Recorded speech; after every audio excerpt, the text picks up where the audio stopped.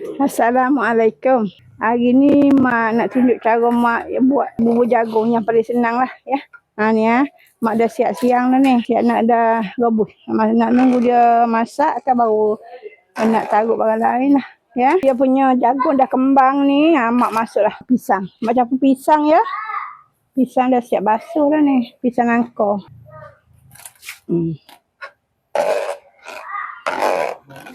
Ni Mak masuk ni ya. Sagu mata ikan ya. Kita tunggulah dia masak. Ni tunggu dia mengogat dulu ya. Ni Mak bubur gula nisel ya.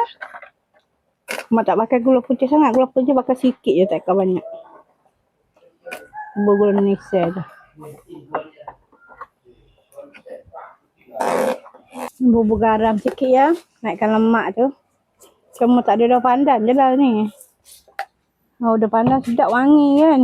Cuma tak ada lah wangi dah. Gula ni pakai sikit je lah. 1 sudu je. Nisel pun manis dah.